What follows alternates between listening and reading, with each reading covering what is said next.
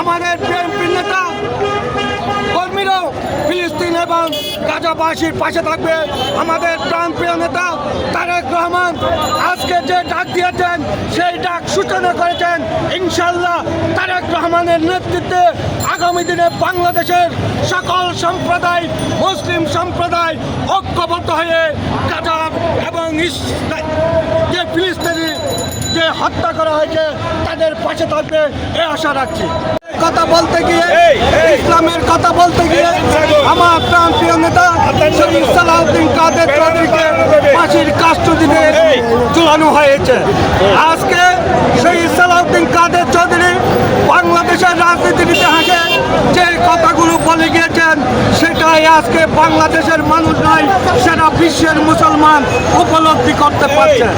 আজকে বিশ্বের মুসলমানদের উপর আমাদেরকে দ্বিধা বিভক্ত রেখে ইহুদিরা ঐক্যবদ্ধ হয়ে সারা বিশ্বের মুসলমানদের উপর যে নির্যাতন চালাচ্ছে সেই নির্যাতনের শিকার আজকে গাজাবাসী নয়, ফিলিস্তিনবাসী নয়, সারা বিশ্বের মুসলমানদের উপর হামলা হয়েছে।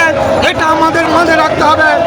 ইনশাআল্লাহ এই অন্তর্বর্তীকালীন সরকার যে আমরা আহ্বান জানাবো অতি সত্তর যাতে এই অন্তর্বর্তীকালীন সরকারও গাজায় ফিলিস্তিনি যাদেরকে হত্যা করা হয়েছে তাদের পাশে থাকার জন্য আমাদের বিএনপির নেতা কর্মীরাও ফিলিস্তিন এবং গাজাবাসীর পাশে থাকবে।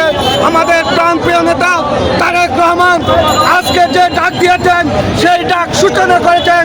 ইনশাল্লাহ তারেক রহমানের নেতৃত্বে আগামী দিনে বাংলাদেশের সকল সম্প্রদায়, মুসলিম সম্প্রদায় ঐক্যবদ্ধ হয়ে গাজা এবং যে ফিলিস্তিনি যে হত্যা করা হয়েছে তাদের পাশে থাকবে এ আশা রাখছি।